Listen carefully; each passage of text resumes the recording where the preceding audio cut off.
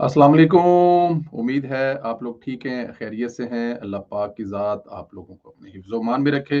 हमारी दुआएं हमेशा की तरह आपसे खुश रहें, आबाद रहें। इसी तरह अल्लाह पाक आप पर अपनी रहमतें बरसाता रहे। पाकिस्तान सलामत रहे, ताक़यामत रहे। पाकिस्तान ज़िंदाबाद और हमेशा ज़िंदाबाद। गुज़ारिश जो आपसे की जाती है कि चैनल को ज़रूर सब्सक्राइब करें, बेल आइकन को प्रेस करें। अपने अंगूठे ने थोड़ी जी तकलीफ दे के दो में तीन काम जड़े ने ज़रूर कर दिया करो। यही आपसे हमेशा गुज़ारिश करते हैं और राय का इज़हार ज़रूर करें। इस वक़्त मौजूदा जो हालात हैं, इसराइल और ईरान की जंग पर दुनिया का इसमें क्या रोल है, अमेरिका के हमले के बारे में आप अपनी राय का इज़हार ज़रूर किया करें। दोस्तों, एक खतरनाक प्रोपेगेंडा जो कि हमेशा पाकिस्तान के खिलाफ चलता है, जहां से चलता है आपको पता है, चलता ए टीम की तरफ से है और उसमें बी टीम जो है वो शामिल हो जाती है। और आपको पता है मैं बी टीम किसका नाम लेता हूँ, पता है थोड़ा सा नाम ले आना ना, फिर यार दोस्त भी है ना, तलक वास्ते में तो नाराज है, लेकिन चलो बी टीम जो है ना, हिंदुस्तान की बी टीम जो पाकिस्तान में है, वो उसमें उसका हिस्सा बन जाती है। क्योंकि बी टीम को पता है कि इस वक्त फौज और रियासत के खिलाफ जो चीज उसकी मुखालफत में जा रही है, जो उसके खिलाफ जा रही है, वो उस पर अपना प्रोपोगंडा शुरू कर देते हैं। भारत ने प्रोपोगंडा किया, अमेरिका को ईरान पर हमले के लिए फजाई हदूद पाकिस्तान ने फराहम की है। अब ये कौन प्रोपोगंडा कर रहा है? ए टीम। ए टीम कौन है? भारत। भारत ये प्रोपोगंडा कर रहा है कि पाकिस्तान ने, इससे पहले आपको पता है इमरान रियाज साहब ने वो अड्डे देने वाली बात की थी, वो कल आपको बताया था ना, कल वाले वीलॉग में, केड़े अड्डे, लेकिन खैर एनी हाउ। तो वो अड्डे देने वाली जो बात है, वो जब इमरान रियाज साहब ने फैलाई और उसको फिर पाकिस्तान तहरीक इंसाफ के जो अकाउंट्स है उन्होंने जिस लेवल पे वायरल किया, और वो बात कहां से शुरू हुई थी? ए टीम। कहां? हिंदुस्तान के एक चैनल से ये बात शुरू हुई थी। अभी फिर हिंदुस्तान से ये चीज वायरल की गई कि पाकिस्तान की एयर स्पेस जो है वो बी 2 ने इस्तेमाल की है। लेकिन, और ये खतरनाक प्रोपेगेंडा था, बी टीम इसका हिस्सा बन गई। फिर पाकिस्तान ने कमाल किया और पूरा इलेक्ट्रॉनिक जो सिग्नल है वो फराहम कर दिया। देखिए, आपका ये जो मोबाइल टेलीफोन है ना, इसकी जो लोकेशन ऑन है ना, आप इसे छुप ही नहीं सकते। फिर आपका जो बैंक कार्ड है, आप जहां जाते हैं बैंक का कार्ड इस्तेमाल करते हैं, मतलब एक एक चीज अपना निशान छोड़ते जा रहे हैं। तो इसी तरह जो रडार पर आपके जो एयर स्पेस यूज होती है, उसकी भी एक एक सेकंड की एक्टिविटीज जो है वो रिकॉर्ड पे होती है। इसमें बताया गया है कि अमेरिका को ईरान पर हमले के लिए जो फजाई हदूद जो है वो भारत ने फराहम की है। अंदाजा करें, वही भारत जो ईरान का बड़ा पुराना दोस्त है, जिसके लिए ईरान पाकिस्तान के साथ, बल्कि ईरान की सरजमीन पाकिस्तान के खिलाफ इस्तेमाल होती रही है। ये बातें करने का वक्त नहीं है, लेकिन मैं आपको हिस्ट्री बता रहा हूं कि पाकिस्तान के खिलाफ जो ईरान की सरजमीन है, वो कुलभूषण आज भी आपके पास है, इस्तेमाल होती रही है। लेकिन पाकिस्तान जिस तरह आज खड़ा है, वो आगे जाके बात करते हैं। तो हिंदुस्तान जो ईरान का पुराना और दरीना दोस्त है, उन्होंने अपनी जो सरजमीन है, अपनी जो एयर स्पेस है, वो इस्तेमाल होने के लिए दी है, और वहां से वो बी 2 गुजर के आया है, जिसने आकर ईरान पर हमला किया है। भारत को पाकिस्तान के खिलाफ अपनी ग्राउंड फराहम करने की है और इसको प्रैक्सी के तौर पर इस्तेमाल किया है। ईरान ने भारत को पाकिस्तान से ज्यादा अहमियत दी और हमेशा दी, अजीज रखा। लेकिन आप देख लें कि वही भारत आज अपनी एयर स्पेस अमेरिका को फराहम कर रहा है, जहां से गुजर कर उसने जो है वो इस्तेमाल की है। तो मेरे ख्याल में ईरान अब जरा इन मसाइल से निकलेगा तो उसको दोस्त और दुश्मन की पहचान हो जाएगी कि उसका दुश्मन कौन है और उसका दोस्त कौन है। पाकिस्तान और ईरान की जंग के दरमियान ईरान का वजीर खारजा 6-7 तारीख को, जब पाकिस्तान पर बड़ा एक अहम मुश्किल वक्त था, वहां पे बैठ के जो है उस वक्त वो मुआहदे कर रहा था। पाकिस्तान ने कोई बुरा नहीं मनाया। फिर भी सबसे पहले पाकिस्तान जंग जीतने के बाद ईरान के पास गया और शुक्रिया अदा किया, ताकि अगों तो थोड़ी जी मतलब के ख्याल रखा जाए। और आज पाकिस्तान जो जिस तरह वो खड़ा है वो आपके सामने ही है। खैर, एक और जो मदद की है ना, वो मैं आपको चाहता हूं कि मैं बताऊं और आपको दिखाऊं कि वो जो ईरान की मदद की है पाकिस्तान ने, वो बड़ी जरूरी है। वो उस पर आपको बताना बहुत जरूरी है। और इस मदद भी ऐसी की है कि वो जिंदगी भर याद रखेगा।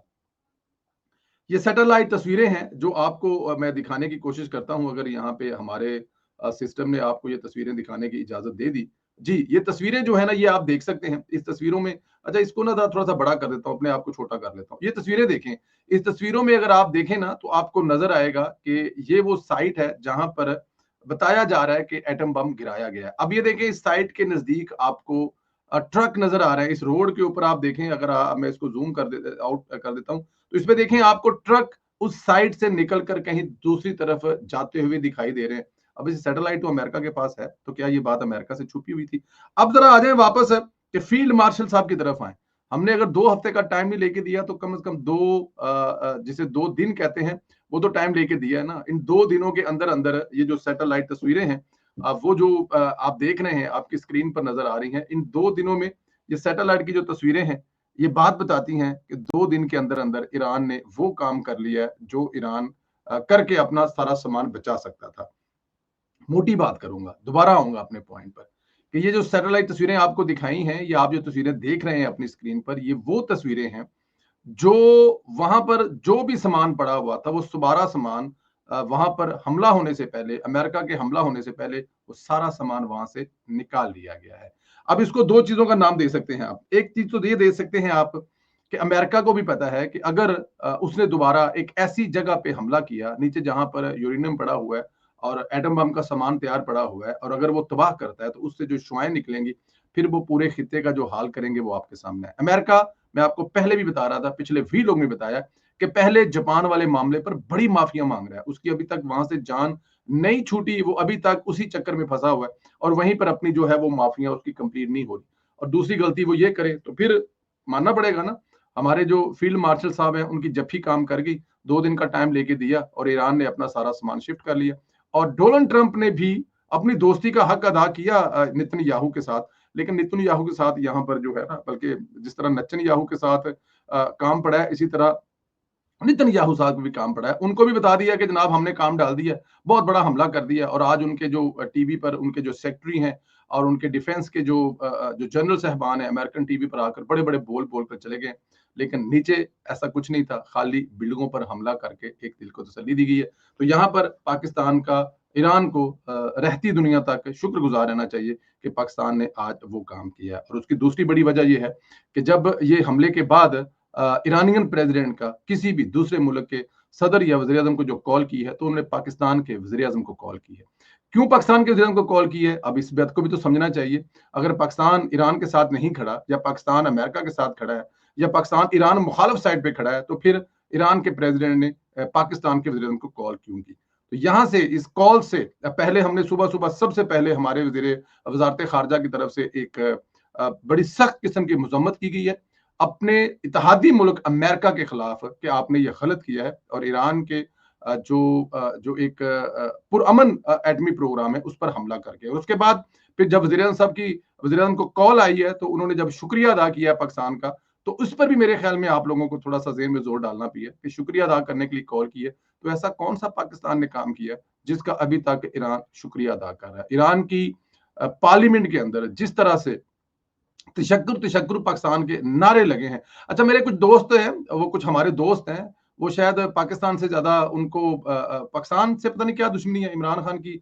मोहब्बत में जो दुश्मनी है वो उनको पाकिस्तान की पता नहीं कहां तक ले गई है, मुझे समझ नहीं आती। तो वो समझ रहे हैं कि ईरान के लिए पाकिस्तान ने कुछ नहीं किया और खाली बातें कर रहा है। तो मेरे ख्याल में उनके लिए भी यहाँ पे एक मैसेज है। वो दोस्त तो ये समझते हैं कि ईरान पाकिस्तान के साथ हाथ कर रहा है, ईरान के साथ पाकिस्तान वो नहीं कर रहा जो करना चाहिए। तो मेरे ख्याल में उनको भी इस खुशफहमी से निकलना चाहिए और वैसे भी अपनी मिट्टी से जो है ना वो रहना चाहिए। जो आपकी मिट्टी है ना, अगर आप उसके साथ हमदर्द नहीं है, अपनी माँ के साथ सगे नहीं है, तो ईरान के साथ सगे हो भी जाएंगे तो ईरान कौन सा आपको यहाँ पे आके दूध पिला देगा? दूध तो इस धरती ने पिलाना है, खाना अनाज तो इस धरती से उगना है और आपने खाना है। और आप पाकिस्तान से ज्यादा अगर ईरान के सगे हैं तो होके देख लें।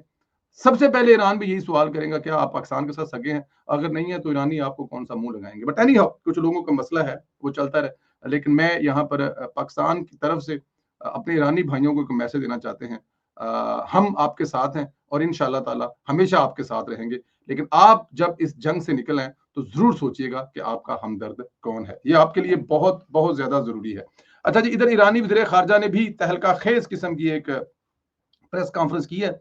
मैं उस वक़्त अल जज़ीरा, जब मुझे ये आया तो मैंने अल जज़ीरा पे वो पूरी प्रेस कॉन्फ्रेंस खुद सुनी है। पहले मैंने उन्होंने जो ब्रीफ किया वो सुना और फिर उसके बाद जो सवालों के जवाब दिए उन्होंने वो भी जाने दिए। तो उनसे जब ये सवाल किया गया कि रूस और चाइना और आपकी दोस्ती के, तो उन्होंने कहा जनाब बिल्कुल ठीक है। मैं जो है वो रूस आज आफ्टरनून में जा रहा हूँ। हो सकता है इस वक़्त जिस वक़्त ये आप वीलॉग सुन रहे हो जहाज़ में हो और सुबह उनकी सदर पुतिन के साथ मुलाकात है, तो वो साथ मिलकर अगला लाहे-अमल बनाएँगे। वज़ीर ख़ारिजा अब्बास अरागची ने कहा कि अमेरिका ने ईरान के जौहरी तनसीबात पर हमला करके बड़ी रेड लाइन क्रॉस कर दी है, बल्कि कोई रेड लाइन नहीं छोड़ी, ना अमेरिका ने ना इसराइल में। जवाब देने का महफूज हक रखते हैं, जवाब हमारा आएगा, आप जवाब का इंतजार करें। इस्तांबुल में प्रेस कॉन्फ्रेंस करते हुए ईरानी वज़ीर ख़ारजा ने कहा कि अमेरिका अपनी जारहियत के नतायज का ज़िम्मेदार है। अक़वाम मुत्तहिदा के कवानीन के मुताबिक ईरानी जवाबी इक़दामात का हक महफूज रखता है। तेहरान अपनी सलामती, मफादात और लोगों के दिफा के लिए तमाम इख्तियारात महफूज रखता है। ईरानी मुसल्लह अफ़वाज को मुकम्मल अलर्ट है।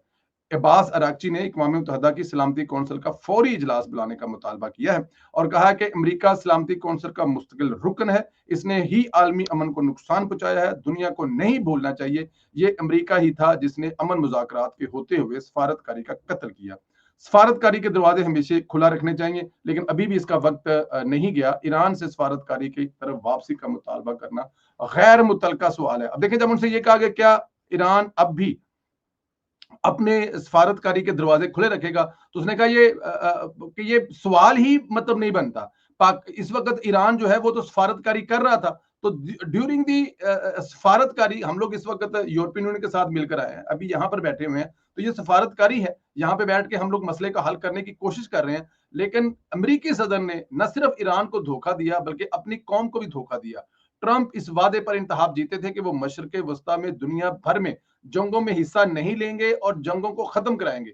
जोहरी तनसीबी बात पर हमला आलमी कवानीन की नाकाबिले माफी खिलाफवर्जी है और ये समझना मुश्किल है कि हम पर झूठे दावों की बिना पर हमला क्यों किया गया।